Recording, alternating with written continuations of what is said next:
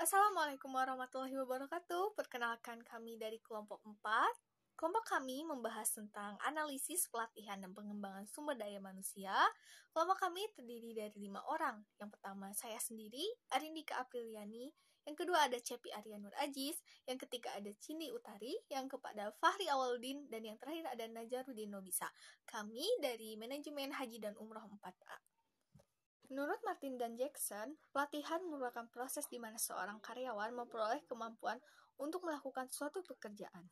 Pelatihan memberikan pengetahuan dan keterampilan yang spesifik pada karyawan yang mana nantinya dapat diidentifikasikan untuk digunakan dalam pekerjaan mereka saat itu. Sikula dalam Mangkunegara mengatakan, pelatihan merupakan suatu proses pendidikan jangka pendek yang mempergunakan prosedur sistematis dan mengorganisir, di mana karyawan non-manajerial mempelajari pengetahuan dan keterampilan teknis. Matis dan Jackson menyatakan bahwa pengembangan merupakan upaya untuk meningkatkan kemampuan karyawan dalam menguasai berbagai tugas dan untuk menumbuhkan kemampuan karyawan dilihat kebutuhan pekerjaannya saat itu. Berdasarkan uraian-uraian para ahli tadi, dapat kita simpulkan bahwa pelatihan dan pengembangan merupakan suatu proses yang mendidik untuk meningkatkan pengetahuan dan keterampilan karyawan dalam jangka pendek dan jangka panjang agar mampu mencapai tujuan organisasi dengan efektif dan efisien. Pelatihan dan pengembangan dilakukan dengan prosedur yang sistematis dan terorganisir. Perbedaan pelatihan dan pengembangan terletak pada jangka waktu pelaksanaan. Jika pelatihan dilaksanakan untuk peningkatan kinerja dalam jangka waktu yang pendek atau sesuai dengan kebutuhan pekerjaan dan karyawan, maka untuk pengembangan untuk peningkatan kinerja dalam jangka waktu yang panjang, misalnya program pencapaian tujuan organisasi. Kedua, pelatihan berfokus pada pembelajaran perilaku dan tindakan yang spesifik atau sudah ditentukan, misalnya seminar untuk latihan manajerial, serta mempraktekkan teknik atau materi dan proses. Sedangkan untuk pengembangan, karyawan harus memahami informasi tentang konsep dan konteks tujuan organisasi. Selanjutnya, terdapat analisis cost-benefit agar anggaran yang dikeluarkan sesuai dengan manfaat dapat selama pelatihan. Pada beberapa pelatihan, terdapat passing test di akhir kegiatan yang berguna untuk melihat apakah para peserta dapat menerima materi dengan baik atau tidak. Dan terakhir, sertifikasi sebagai bukti bahwa para peserta telah mengikuti pelatihan hingga akhir. Menurut Sunarto dan Syahendi, pengembangan dan pelatihan sumber daya manusia bertujuan untuk memperbaiki kinerja karyawan, memutakhirkan keahlian para karyawan, mengisi GAP antara kinerja karyawan, memecahkan permasalahan operasional, promosi karyawan, orientasi karyawan terhadap organisasi, memenuhi kebutuhan pribadi.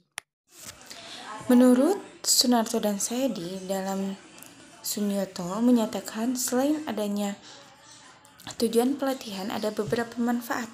Di antaranya, yang pertama, meningkatkan kuantitas dan kualitas produktivitas. Yang kedua, mengurangi waktu belajar yang diperlukan karyawan agar dapat mencapai standar kinerja yang dapat diterima. Yang ketiga, menciptakan sikap loyalitas dan kerjasama yang lebih menguntungkan. Yang keempat, memenuhi kebutuhan perencanaan sumber daya manusia. Yang kelima, mengurangi jumlah dan biaya kecelakaan kerja. Yang keenam, membantu karyawan dalam peningkatan dan pengembangan pribadi mereka bagi sebuah organisasi. Kemudian ada beberapa manfaat dalam menyelenggarakan program pengembangan karyawan. Manfaatnya di antara lain, yang pertama, meningkatkan produktivitas kerja organisasi. Yang kedua, mewujudkan hubungan yang erat antara atasan dan bawahan. Yang ketiga, proses pengambilan keputusan lebih cepat dan tepat. Yang keempat, meningkatkan semangat kerja dan komitmen seluruh karyawan. Yang kelima, memperlancar jalannya komunikasi yang efektif. Yang keenam, menyelesaikan konflik secara fungsional.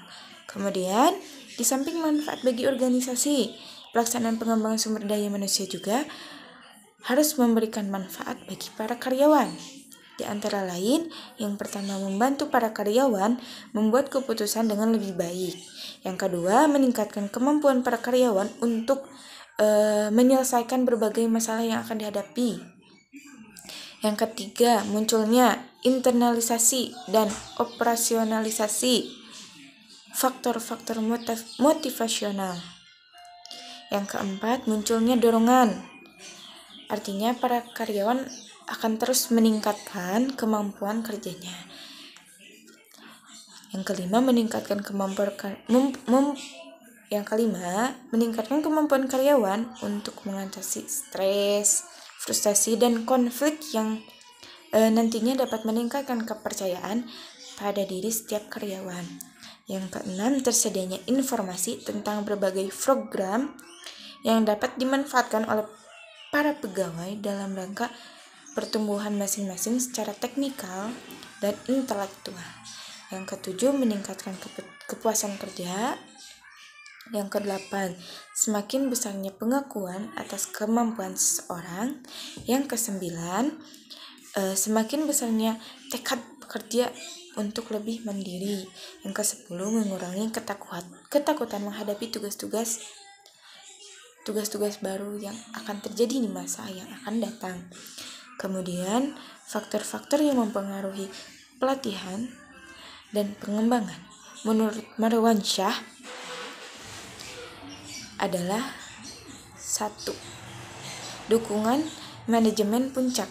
Dukungan kepemimpinan dari atas sangatlah dibutuhkan supaya program pelatihan dan pengembangan berhasil. Tanpa adanya dukungan manajemen puncak, program pelatihan dan pengembangan tidak akan berjalan dengan baik. Cara yang paling efektif agar kegiatan berjalan dengan lancar dan baik adalah di mana eksekutif harus aktif mengambil bagian dalam pelatihan dan pengembangan sumber daya yang dibutuhkan organisasi. Yang kedua, ada komitmen para spesialis dan generalis. Selain manajemen puncak, seluruh manajer yang terdiri dari spesialis dan generalis harus berkomitmen dan bertanggung jawab dalam memberikan keahlian teknis selama proses pelatihan dan pengembangan.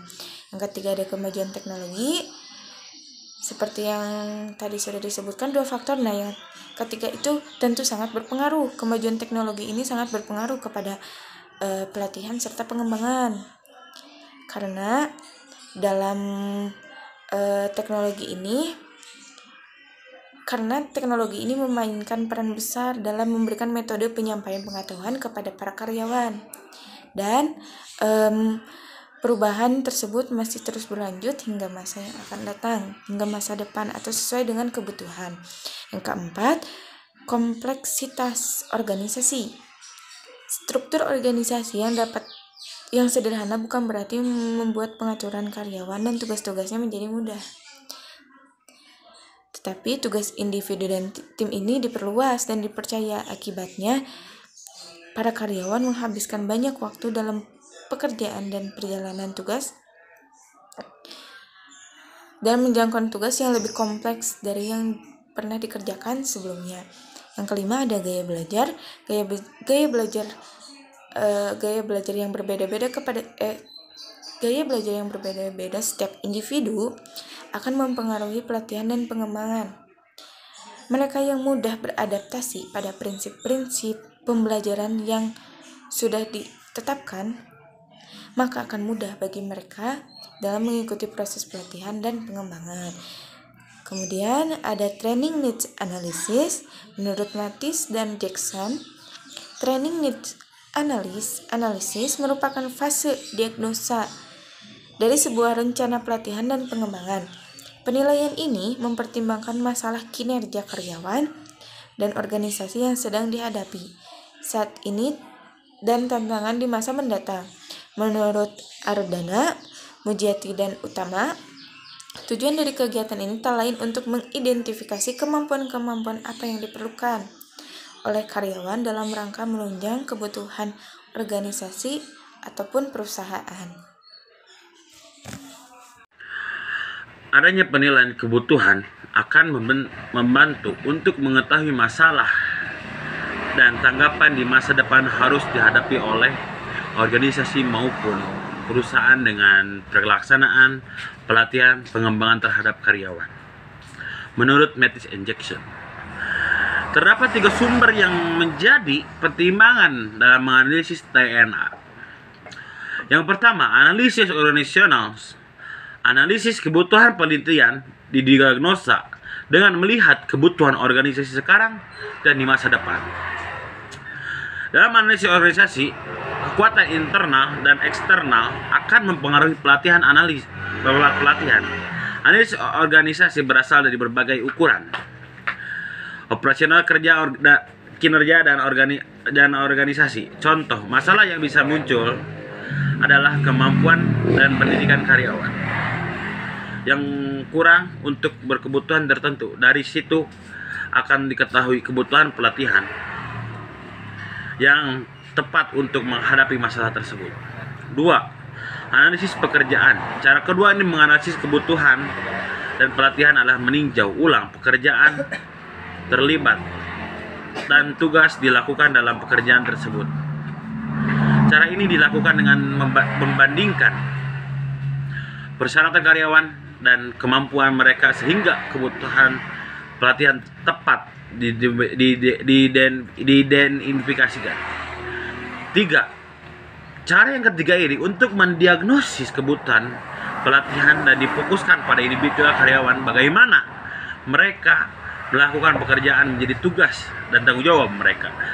Adapun pendekatan terdapat dilakukan antara lain tes keterampilan, penilaian kerja individu, komisioner, dan survei pada semua karyawan dan atau anggota dalam organisasi. Kebutuhan pelatihan akan diproses setelah melihat hasil analisis tersebut.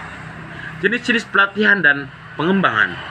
Menurut Hizbun, terhadap 2 jenis pelatihan dan pengembangan antara lain. Yang pertama, pelatihan dan pengembangan secara formal, yaitu pelatihan yang dilaksanakan secara resmi oleh organisasi atau perusahaan untuk para karyawan. Kegiatan ini dilakukan secara teratur, terjadwal, dengan mengacu pada kurikulum berdasarkan kebutuhan. Pelatihan dan pengembangan yang sudah direncanakan sebelumnya sehingga materi pelatih pengembangan dapat berkaitan dengan meningkatkan kemampuan pelaksanaan pekerjaan saat ini maupun mendatang. Metode pelatihan formal dilakukan dengan mengikuti pelajar di kelas atau lembaga-lembaga pelatihan lainnya. Yang kedua, pelatihan dan pengembangan secara informal, yaitu kegiatan untuk meningkatkan kemampuan, keterampilan, keinginan, serta usaha sendiri. Metode yang dapat dilakukan pelatihan informal antara lain dengan mempelajari literatur yang akan dikaitkan dengan pekerjaan atau jabatannya. Berlatih dengan mengembangkan diri secara informal menunjukkan bahwa seorang memiliki keinginan keras untuk maju. Hal ini bermanfaat bagi organisasi berprestasi, produktivitas karyawan semakin bijak.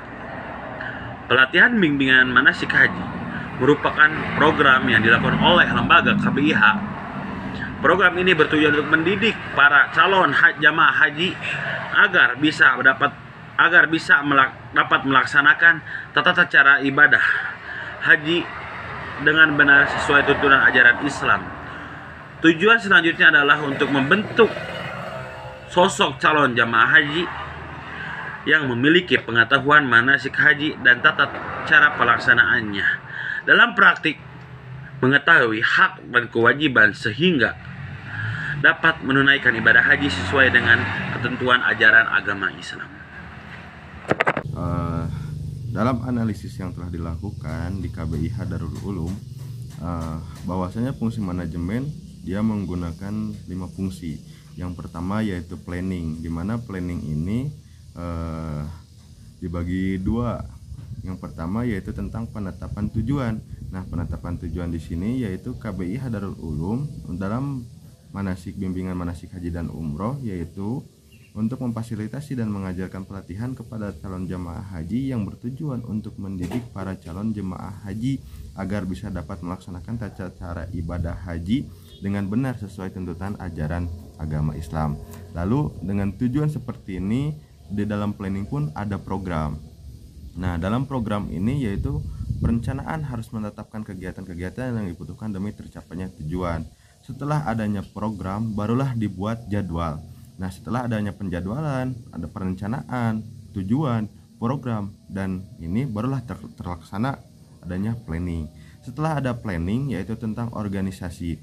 Nah, organisasi ini ya bertujuan yaitu untuk memberikan nilai positif bagi anggota pelatih bimbingan manasik haji maupun kepada peserta pelatihan dan memberi kontribusi nilai-nilai Islami dalam pelaksanaan kegiatan bimbingan manasik haji, sehingga baik anggota pelatih dan pesertanya bisa mengerti dan bahkan bisa mempraktikkan ilmu manasik haji dengan sebaik-baiknya. Nah, dalam organisasi pun setelah dibentuk keorganisasian yaitu ada lagi penentuan kegiatan-kegiatan. Nah, dalam pembentukan kegiatan-kegiatan ini seseorang direktur ataupun manajer dalam KBIH Darul Islam ini, Darul Ulum ini tidak sendirian tapi membutuhkan aktuating, yaitu beberapa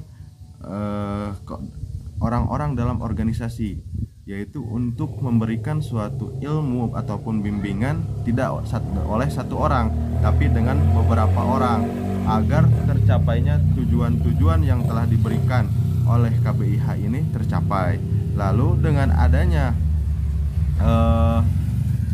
aktuating ataupun manajer tidak bekerja sendiri, itu diberikan lagi dan tidak semena-mena karena diawasi dulu lagi, yaitu dengan controlling. Nah, di controlling di sini KBIH Darul Ulum pun tidak sebatas dikontrol oleh manajer KBIH Darul Ulum, tapi dikontrol juga oleh pihak Kementerian Agama di Bogor. Nah, gitu.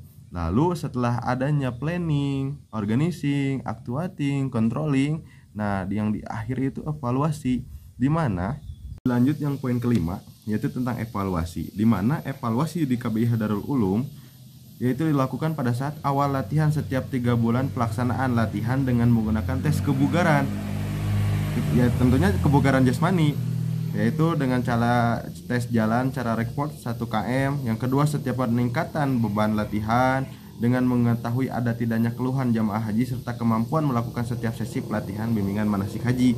Nah, yang ketiga, pihak KBIH melakukan tes secara langsung kepada jamaah ketika pelaksanaan bimbingan manasik haji dengan memberikan pertanyaan tentang ilmu manasik haji maupun mengadakan tes kemampuan praktek di lapangan. Mungkin dicukupkan sekian presentasi dari kelompok 4. Mudah-mudahan ada manfaat dan hikmah yang bisa kita ambil dalam kemampuan dalam pelatihan bimbingan manasik haji dan umroh. Untuk itu saya tutup presentasi dari kelompok 4 dengan mengucapkan hamdalah alhamdulillahirabbil alamin dan mengucapkan Allahumma muwaffiq ila aqwamit thoriq. Assalamualaikum warahmatullahi wabarakatuh.